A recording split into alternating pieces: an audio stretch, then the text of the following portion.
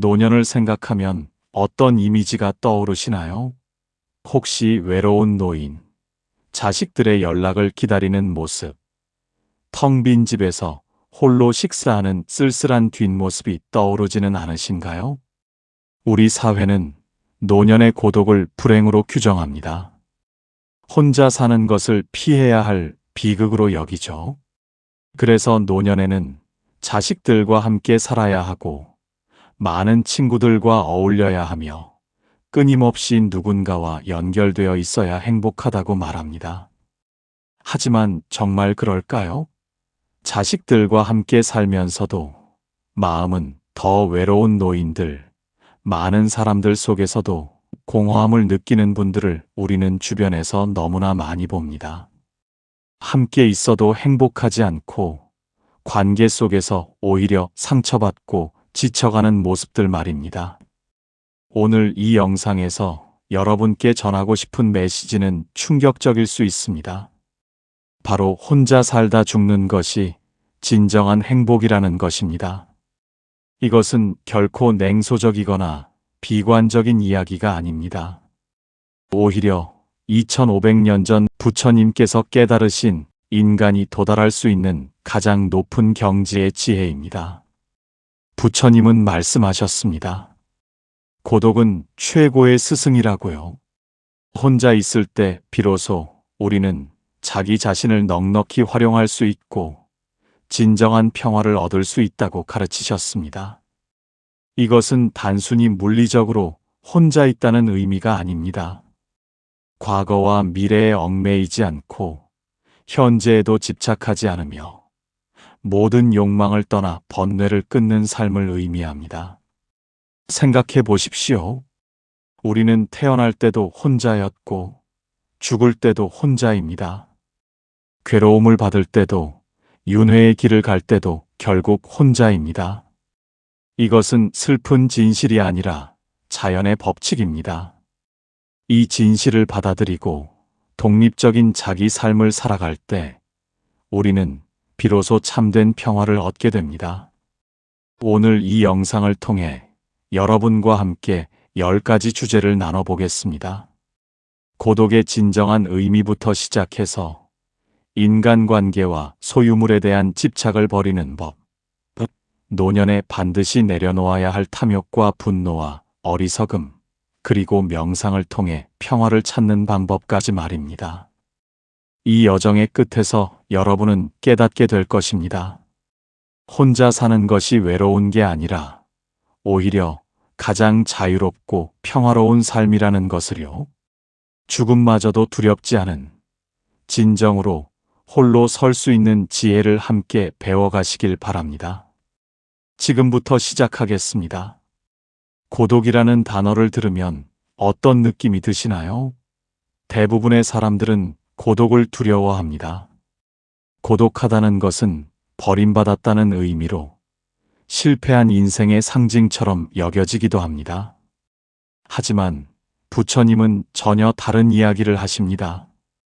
고독은 최고의 스승이라고 말입니다. 왜 고독이 스승일까요? 고독 속에서만 우리는 진정으로 자기 자신과 마주할 수 있기 때문입니다. 다른 사람들과 함께 있을 때 우리는 끊임없이 타인의 시선을 의식하고 그들의 기대에 부응하려 애쓰며 관계를 유지하기 위해 진짜 자신을 숨깁니다. 하지만 고독 속에서는 그 어떤 가면도 필요 없습니다. 온전히 나 자신으로 존재할 수 있습니다. 부처님께서는 제자들에게 이렇게 가르치셨습니다. 혼자 머물고 혼자 식사하는 것도 좋지만 그보다 더 훌륭한 혼자의 삶이 있다고요. 그것은 무엇일까요? 바로 과거와 미래에 얽매이지 않고 현재에도 탐착하지 않으며 모든 욕망을 떠나 번뇌를 끊는 삶입니다. 우리는 대부분의 시간을 과거와 미래 속에서 살아갑니다. 지나간 일들을 후회하고 아직 오지 않은 미래를 걱정하면서요. 과거의 상처를 되새김질하고 그때 그렇게 하지 말았어야 했는데 라며 자책합니다. 동시에 내일은 어떻게 될까? 노후 자금은 충분할까? 자식들은 나를 잘 돌봐줄까 하며 불안에 떨죠. 하지만 생각해 보십시오. 과거는 이미 지나갔고 미래는 아직 오지 않았습니다. 우리가 진정으로 살 수 있는 시간은 오직 지금 이 순간뿐입니다. 과거와 미래라는 환상에서 벗어나 현재에 머물 때 비로소 우리는 평화를 경험하게 됩니다. 그렇다면 현재에 머문다는 것은 현재의 즐거움에 집착하라는 뜻일까요? 그것도 아닙니다. 부처님께서는 현재에도 탐착하지 말라고 하셨습니다. 지금 이 순간이 좋다고 해서 그것을 붙잡고 영원히 지속되기를 바라는 순간, 우리는 다시 괴로움에 빠지게 됩니다. 모든 것은 변하고 흘러가는 것이 자연의 법칙이기 때문입니다. 진정한 고독의 수행은 바로 이것입니다. 과거의 기억에 사로잡히지 않고 미래의 환상을 쫓지 않으며 현재의 즐거움에도 집착하지 않는 것입니다. 그저 지금 이 순간을 있는 그대로 관찰하고 받아들이는 것이죠. 이런 삶을 살기 위해서는 실제로 혼자 있는 시간이 필요합니다. 하루 중 단 10분이라도 좋습니다. 조용한 곳에 홀로 앉아 눈을 감고 호흡을 관찰해 보십시오. 숨이 들어오고 나가는 것을 지켜보면서 떠오르는 생각들을 그냥 바라만 보는 것입니다. 붙잡지도 밀어내지도 말고 구름이 흘러가듯 그냥 지나가게 두십시오. 처음에는 어색하고 불편할 수 있습니다. 온갖 잡념들이 몰려올 것입니다. 하지만 매일 꾸준히 이 시간을 가지면 점차 마음이 고요해지는 것을 느끼게 될 것입니다. 이것이 바로 고독이라는 스승에게서 배우는 첫 번째 수업입니다. 지금부터 제가 드리는 질문에 정직하게 답해 보시기 바랍니다. 여러분이 이 세상에 태어날 때 누가 함께 태어났나요?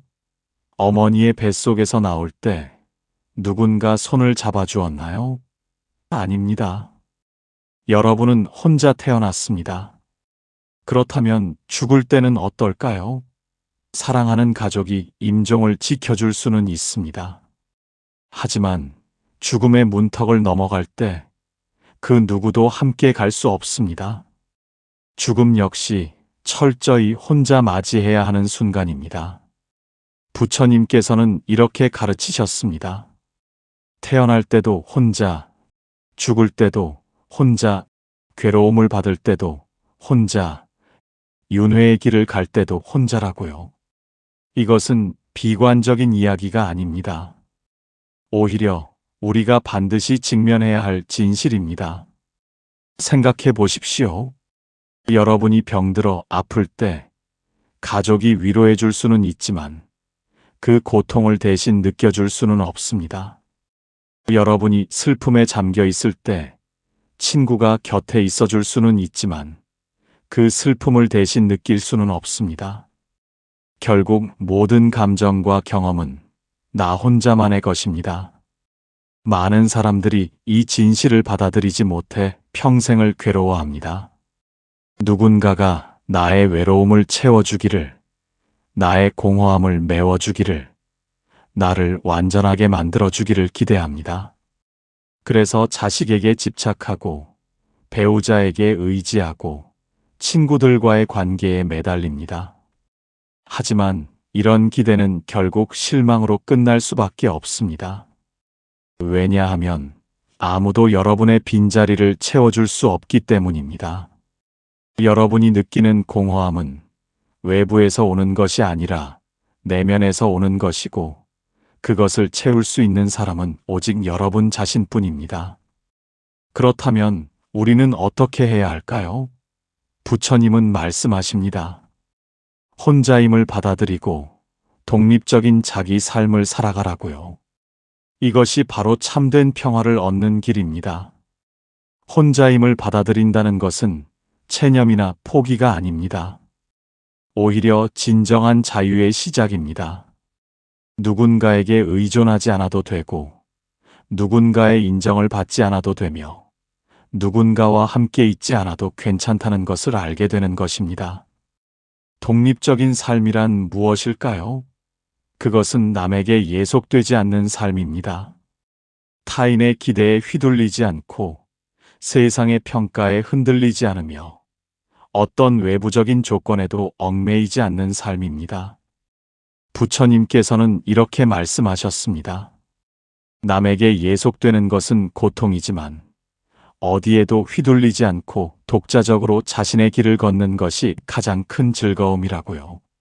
생각해 보십시오. 누군가의 눈치를 보지 않아도 되고 누군가를 기쁘게 하기 위해 자신을 속이지 않아도 되는 삶이 얼마나 자유로울까요? 노년은 바로 이런 자유를 누릴 수 있는 최고의 시기입니다. 더 이상 자식을 키울 책임도, 직장에서 인정받아야 할 필요도, 사회적 성공을 증명해야 할 의무도 없습니다. 이제 온전히 나 자신으로 살아갈 수 있는 시간입니다. 혼자임을 두려워하지 마십시오. 오히려 그것을 축복으로 받아들이십시오.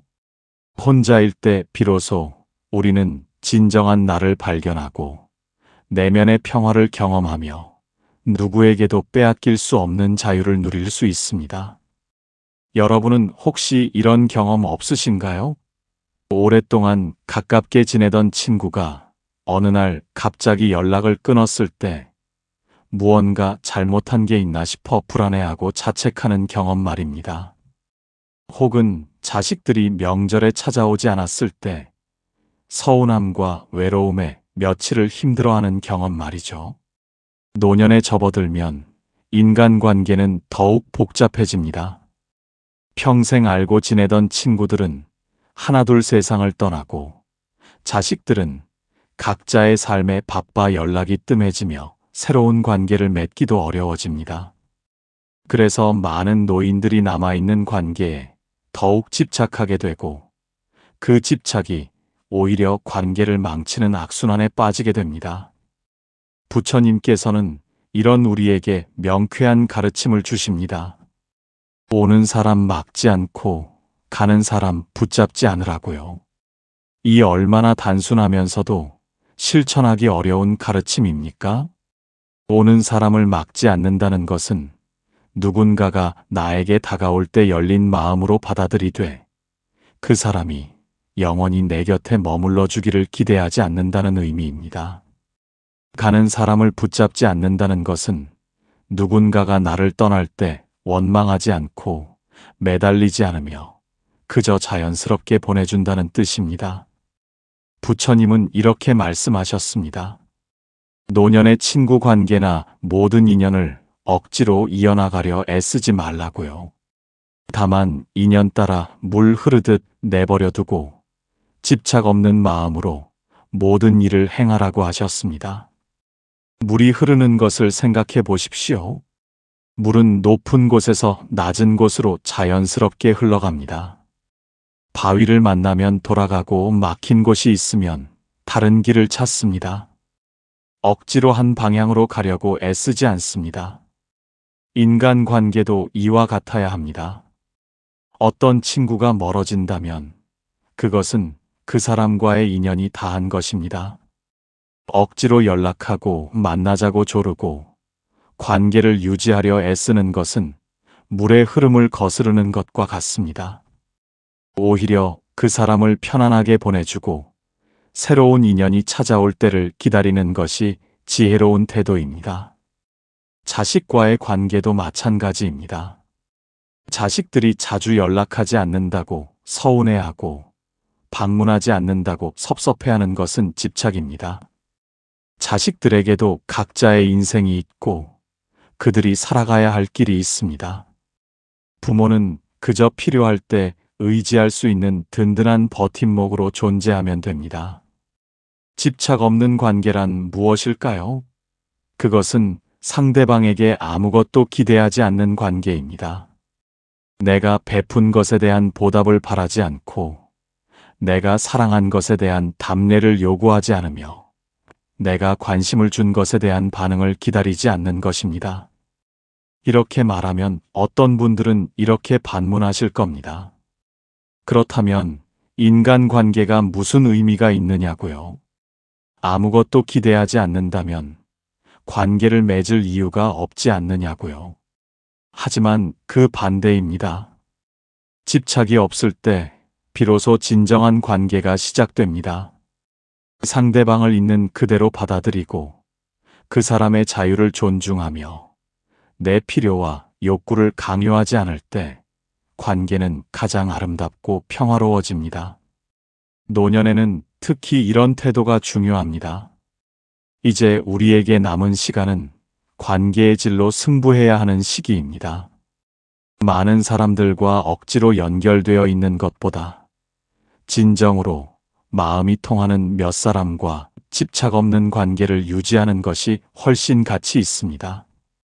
평생을 일하며 모은 재산, 정성껏 키운 자식들, 오랜 세월 쌓아온 명예와 지위.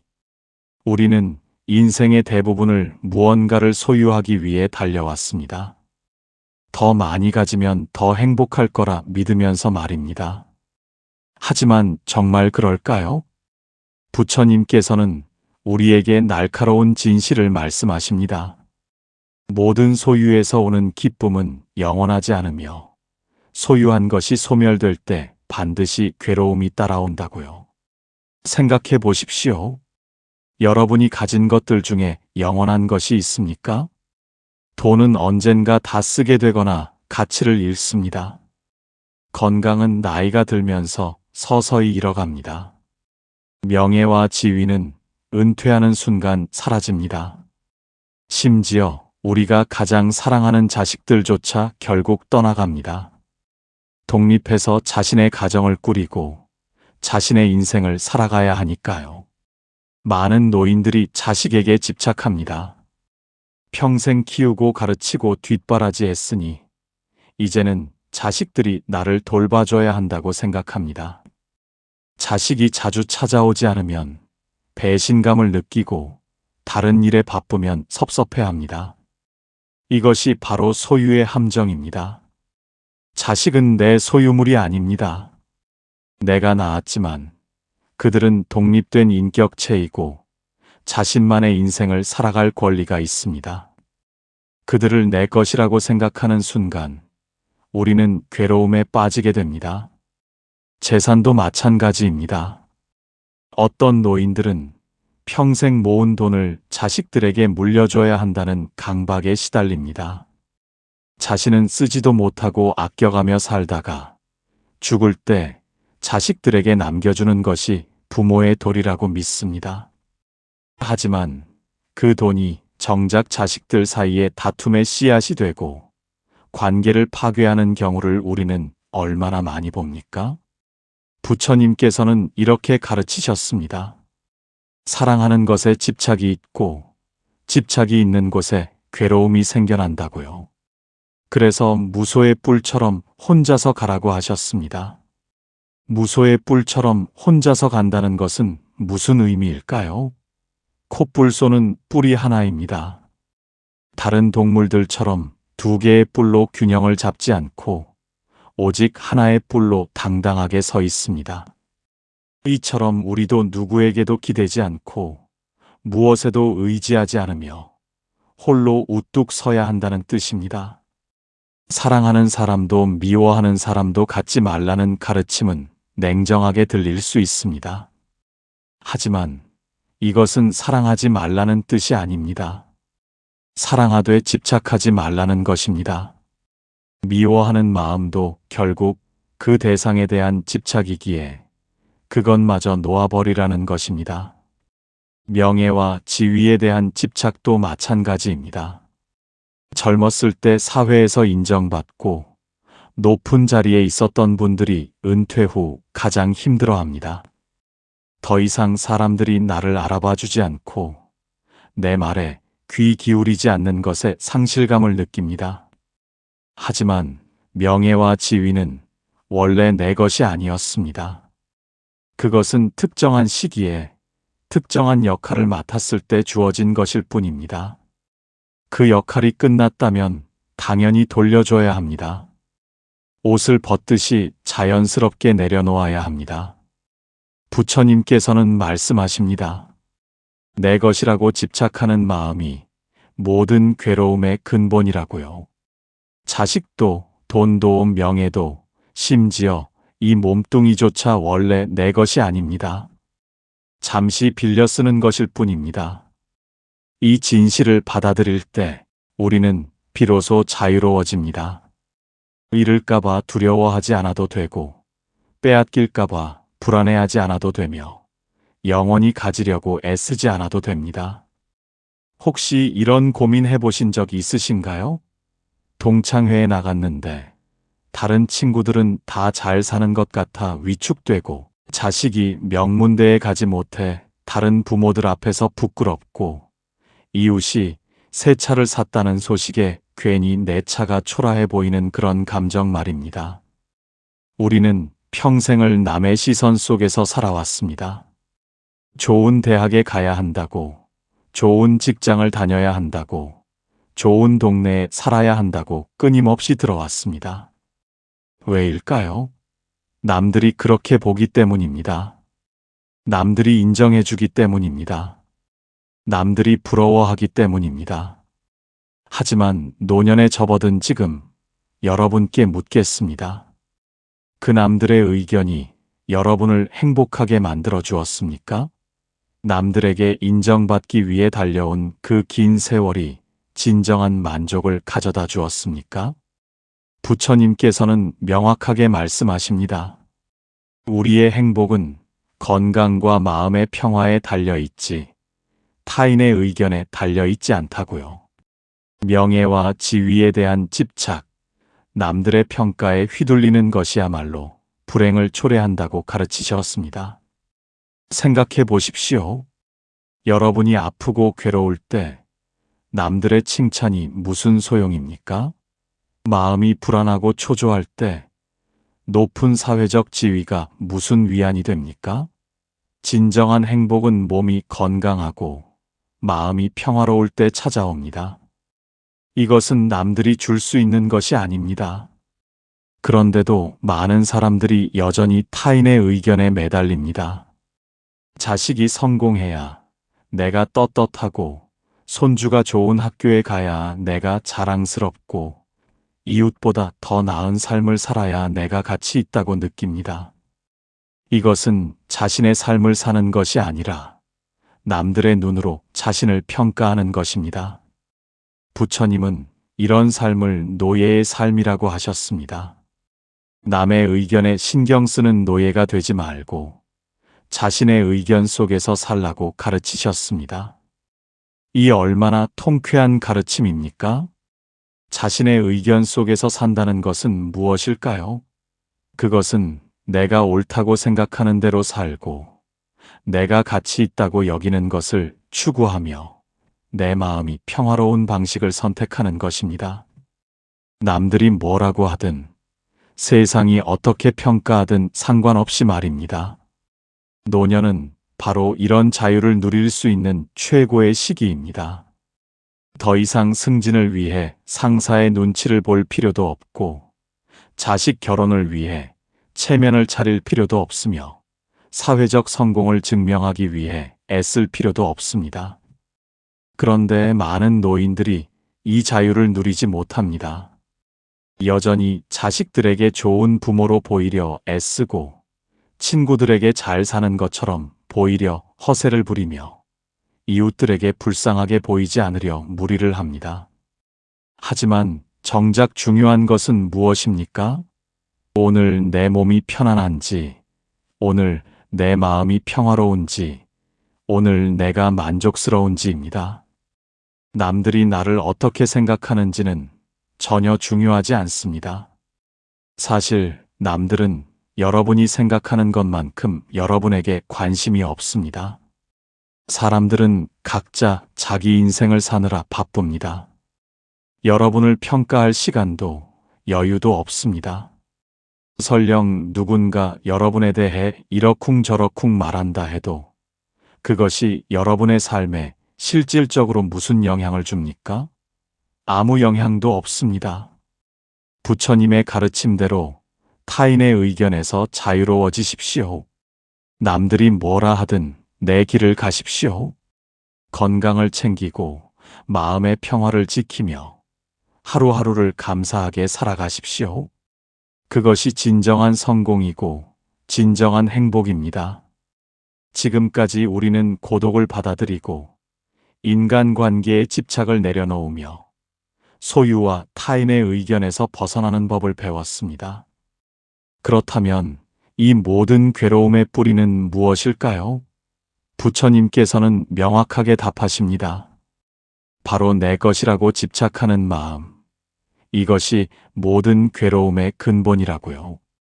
이 집착의 마음은 세 가지 도구로 나타납니다. 탐심, 진심, 치심. 불교에서는 이것을 삼독심이라 부르며 인간의 모든 고통이 여기서 비롯된다고 가르칩니다. 노년의 평화를 얻으려면 반드시 이 세 가지 독을 끊어내야 합니다. 첫 번째 독은 탐심입니다. 탐심이란 마음에 드는 것을 내 것으로 만들려는 집착과 소유욕을 말합니다. 더 많은 돈을 원하고 더 큰 집을 갖고 싶어 하며 더 좋은 것들로 나를 채우려는 마음입니다. 노년에도 이 탐심은 계속됩니다. 자식이 더 많은 돈을 벌기를, 손주가 더 좋은 대학에 가기를, 내가 더 오래 살기를 끊임없이 바랍니다. 하지만 부처님께서는 말씀하십니다.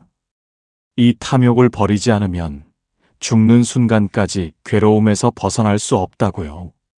탐심을 버린다는 것은 아무것도 갖지 말라는 뜻이 아닙니다. 가진 것에 집착하지 말고 더 가지려고 애쓰지 말며 없어도 괜찮다는 마음을 갖는 것입니다. 있으면 감사히 누리고 없으면 없는 대로 편안하게 사는 것입니다. 두 번째 독은 진심입니다. 진심이란 마음에 거슬리는 것이 있을 때 화를 내고 분노하는 마음입니다. 내 생각과 다르다고, 내 뜻대로 되지 않는다고 짜증내고 화를 내는 것입니다. 노년의 이 진심은 특히 위험합니다. 자식이 내 말을 듣지 않는다고 화를 내고 세상이 내가 살던 때와 달라졌다고 불평하며 젊은 사람들이 버릇없다고 분노합니다. 하지만 이 분노는 결국 자기 자신을 태우는 불입니다. 부처님께서는 가르치십니다. 마음에 거슬리는 것이 있더라도 내 생각과 다르다고 화를 낼 것이 아니라 받아들여 주라고요. 세상은 내 뜻대로 돌아가지 않습니다. 사람들은 각자 다른 생각을 가지고 있습니다. 이것을 인정하고 받아들일 때 마음이 편해집니다. 진심을 버린다는 것은 화를 억누르라는 뜻이 아닙니다. 화가 날 상황을 화로 받아들이지 않는 것입니다. 자식이 내 말을 안 듣는다고 화낼 것이 아니라 자식에게도 자기 생각이 있다는 것을 이해하는 것입니다. 세상이 변했다고 분노할 것이 아니라 모든 것은 변하기 마련이라는 진리를 받아들이는 것입니다. 세 번째 독은 치심입니다. 치심이란 어리석음을 말합니다. 특히 나라는 존재가 실체적이고 영원하다고 착각하는 것. 이것이 가장 근본적인 어리석음입니다. 부처님께서는 말씀하십니다. 나라는 것은 실체가 아니라고요. 이 몸뚱이도, 이 생각도, 이 감정도 모두 끊임없이 변하고 있습니다. 어제의 나와 오늘의 나는 다르고, 오늘의 나와 내일의 나도 다릅니다. 그런데 우리는 변하지 않는 나가 있다고 착각합니다. 이 착각 때문에 우리는 나를 지키려 하고, 나를 높이려 하며, 나를 영원히 존재하게 하려고 했습니다. 하지만 나라는 것은 원래 실체가 없는데 무엇을 지키고 높이고 영원하게 한다는 말입니까? 치심을 버린다는 것은 나에 대한 집착을 놓는 것입니다. 내가 중요하다는 생각, 내가 특별하다는 착각, 내가 영원하다는 환상을 버리는 것입니다.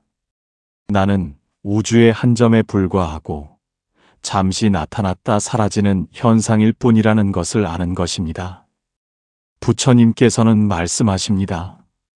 수행을 통해 이 삼독심을 끊어내라고요. 탐욕을 버리고 분노를 내려놓으며 나에 대한 집착에서 벗어날 때 비로소 참된 자유와 평화를 얻을 수 있습니다. 삼독심을 버려야 한다는 것을 알았습니다. 하지만 아는 것과 실천하는 것은 전혀 다른 문제입니다. 그렇다면 우리는 일상에서 구체적으로 무엇을 해야 할까요?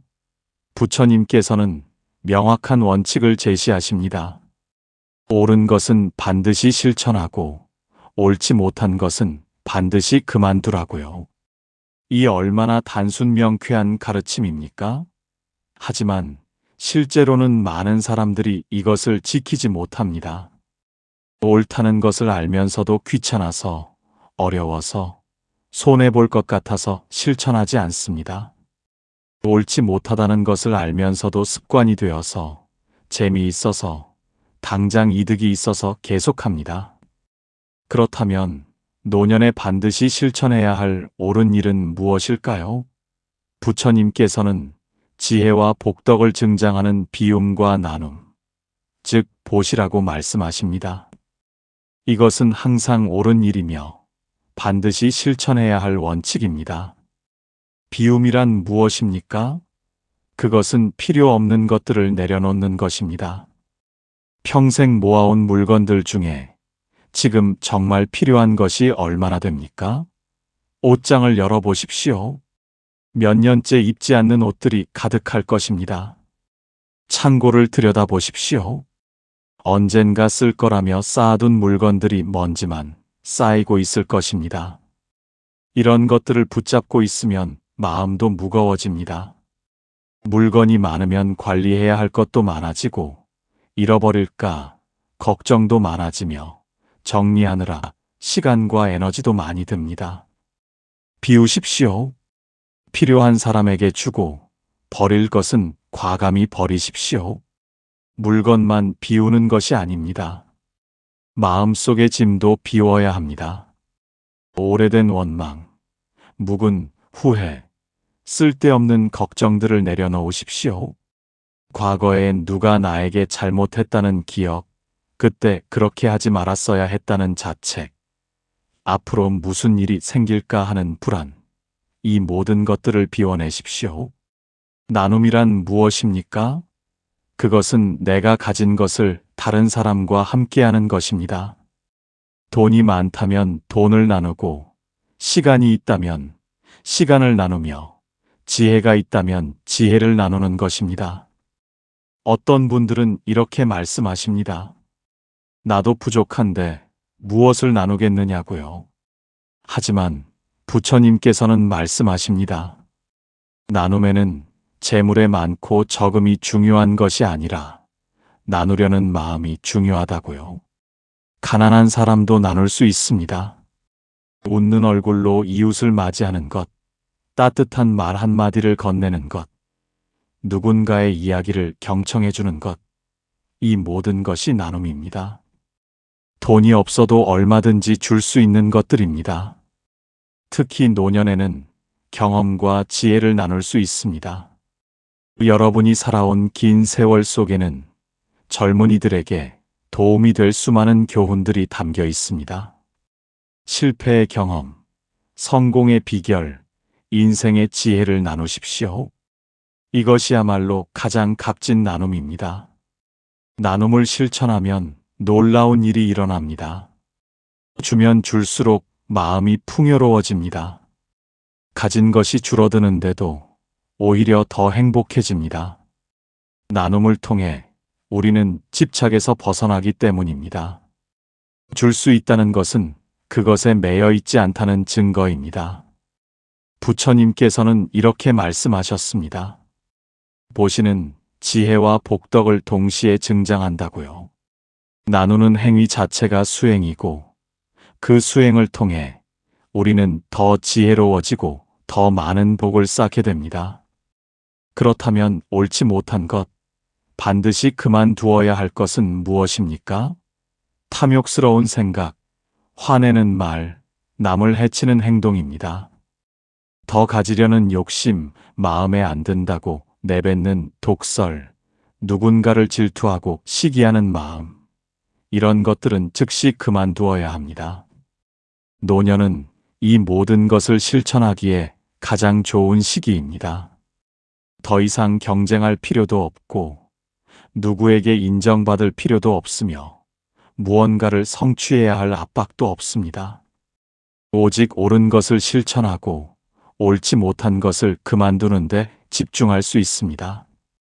노년은 어떤 시기일까요? 많은 사람들이 노년을 쇠퇴의 시기, 잃어가는 시기로 생각합니다. 건강을 잃고 활력을 잃으며 사회적 지위를 잃는 시기라고요. 하지만 부처님께서는 전혀 다른 관점을 제시하십니다. 노년은 열정에서 벗어나 명상의 손길을 얻는 휴식의 시기라고요. 젊었을 때 우리는 끊임없이 무언가를 향해 달려갔습니다.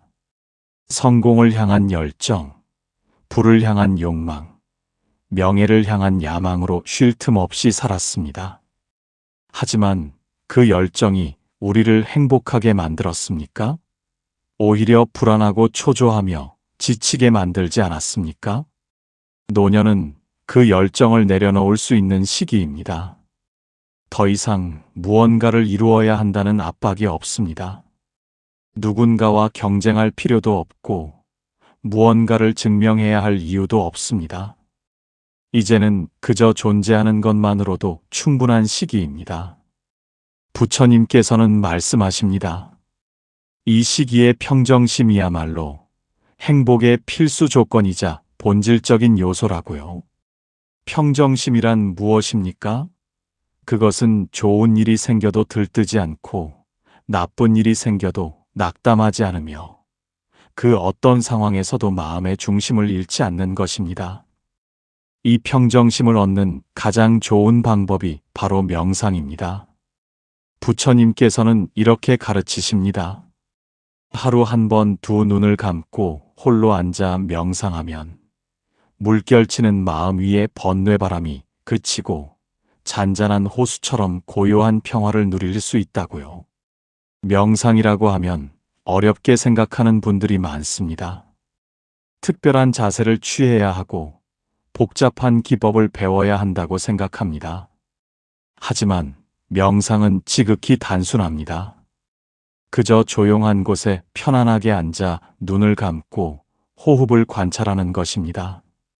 숨이 들어오는 것을 느끼고 숨이 나가는 것을 느낍니다.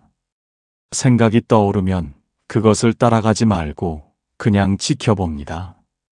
구름이 하늘을 지나가듯 생각이 마음을 지나가게 둡니다. 붙잡지도 밀어내지도 않습니다. 처음에는 온갖 생각들이 쏟아져 나올 것입니다. 해야 할 일들, 걱정거리들, 과거의 기억들이 파도처럼 밀려올 것입니다. 괜찮습니다. 그것이 자연스러운 현상입니다. 그저 그 생각들을 관찰하십시오. 내가 생각을 만들어내는 것이 아니라 생각이 저절로 일어나고 사라진다는 것을 알게 될 것입니다. 매일 아침 일어나서 10분 혹은 저녁 잠들기 전 10분만 투자하십시오. 처음에는 5분도 길게 느껴질 수 있습니다. 하지만 꾸준히 하다 보면 점차 그 시간이 기다려지게 됩니다. 하루 중 가장 평화로운 시간, 가장 나다운 시간이 되기 때문입니다. 명상을 하면 놀라운 변화가 일어납니다. 무엇보다 반응하는 방식이 달라집니다. 전에는 누군가 나를 무시하는 말을 하면 즉각 화가 났지만 이제는 한 발 물러나서 관찰할 수 있게 됩니다. 이것은 그 사람의 생각일 뿐이고 내가 꼭 그것에 반응할 필요는 없다는 것을 알게 됩니다. 전에는 자식이 연락하지 않으면 불안하고 서운했지만 이제는 그들에게도 바쁜 일상이 있다는 것을 이해하게 됩니다. 전에는 몸이 아프면 두려웠지만 이제는 이것도 자연의 일부라는 것을 받아들이게 됩니다. 부처님께서 말씀하신 잔잔한 호수 같은 마음, 그것이 바로 이런 상태입니다. 바람이 불어도 호수의 깊은 곳은 언제나 고요합니다. 표면은 파도가 칠 수 있지만 그 아래는 평화롭습니다. 명상을 통해 우리는 그 깊은 곳에 머무는 법을 배웁니다. 노년의 명상은 특히 중요합니다. 몸은 약해지지만 마음은 더욱 강해질 수 있는 시기이기 때문입니다. 육체적 활력은 줄어들지만 정신적 평화는 깊어질 수 있습니다. 이것이야말로 노년이 주는 가장 큰 선물입니다. 매일 명상하십시오. 그리고 그 평정심을 일상으로 가져오십시오. 식사할 때도, 걸을 때도, 사람을 만날 때도 그 고요함을 유지하십시오. 그렇게 살아갈 때 여러분은 비로소 진정한 평화를 경험하게 될 것입니다. 우리는 지금까지 긴 여정을 함께 걸어왔습니다.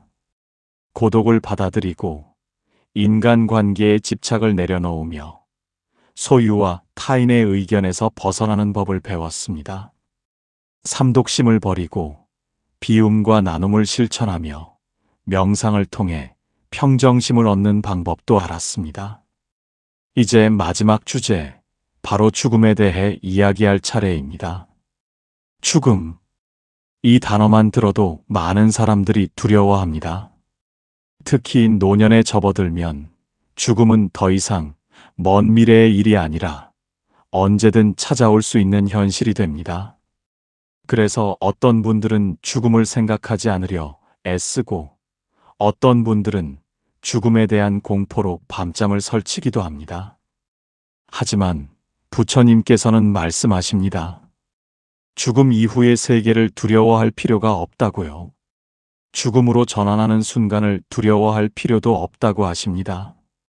부처님께서는 비생존의 상태는 우리가 결코 존재하지 않았을 때와 같이 자연스러운 일이라고 가르치십니다. 생각해 보십시오.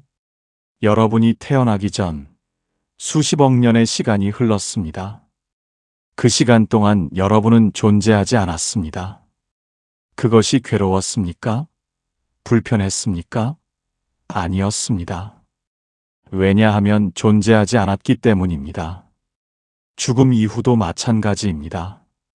더 이상 존재하지 않는다면 두려워할 나도, 고통받을 나도, 걱정할 나도 없습니다. 그저 태어나기 전의 상태로 돌아가는 것뿐입니다. 이것이 무엇이 두렵습니까? 많은 사람들이 죽음을 두려워하는 진짜 이유는 죽음 그 자체가 아닙니다. 살아있는 동안 제대로 살지 못했다는 후회, 하고 싶었던 일을 하지 못했다는 미련, 사랑하는 사람들과 헤어져야 한다는 슬픔 때문입니다. 그렇다면 답은 명확합니다. 죽음을 두려워하지 않으려면 지금 이 순간을 제대로 살아야 합니다. 후회 없이, 집착 없이 평화롭게 살아가야 합니다. 바로 지금까지 우리가 배운 그 방식으로 말입니다. 집착 없이 홀로 서는 삶. 이것이 부처님께서 가르치신 궁극의 자유입니다. 무소의 뿔처럼 혼자서 가는 삶. 이것이 죽음마저 두렵지 않은 완성된 삶입니다. 혼자 산다는 것은 외롭게 산다는 뜻이 아닙니다. 오히려 가장 충만하게 산다는 뜻입니다. 누구에게도 의존하지 않고 무엇에도 매이지 않으며 어디에도 집착하지 않는 자유로운 삶을 사는 것입니다. 이렇게 살아온 사람에게 죽음은 두렵지 않습니다. 왜냐하면 붙잡고 있을 것이 없기 때문입니다. 놓을 것도 없고 미련도 없으며 후회도 없습니다. 그저 자연스럽게 이 세상과 작별하고 떠날 수 있습니다. 오늘부터 시작하십시오. 나이는 중요하지 않습니다. 지금 이 순간부터 집착을 내려놓고 홀로 서는 연습을 시작하십시오. 아침에 눈을 뜰 때 오늘 하루도 평화롭게 살겠다고 다짐하십시오. 명상하는 시간을 가지십시오. 필요 없는 것들을 비우고 나눌 수 있는 것들을 나누십시오. 자식에게 집착하지 마십시오. 그들의 인생은 그들의 것입니다. 돈에 집착하지 마십시오. 가져갈 수도 없는 것입니다. 명예에 집착하지 마십시오. 이미 충분히 살아오셨습니다. 타인의 의견에 흔들리지 마십시오. 여러분의 평화가 가장 중요합니다. 매일 조금씩 연습하다 보면 어느 날 깨닫게 될 것입니다. 혼자 사는 것이 외롭지 않다는 것을, 오히려 가장 자유롭고 평화롭다는 것을요. 그리고 그날 여러분은 죽음마저도 두렵지 않게 될 것입니다. 부처님께서 말씀하신 것처럼 고독은 최고의 스승입니다. 그 스승에게 배우십시오. 혼자 서는 법을, 집착하지 않는 법을, 평화롭게 사는 법을 배우십시오. 그것이 노년의 진정한 행복입니다. 여러분, 오늘 이 영상이 여러분의 삶에 작은 변화라도 가져올 수 있기를 바랍니다. 구독과 좋아요는 더 많은 분들에게 이 지혜를 전하는데 큰 힘이 됩니다. 댓글로 여러분의 생각과 경험을 나눠주시면 함께 배워가겠습니다. 여러분 모두 평화로운 노년을 보내시기를 기원합니다. 감사합니다.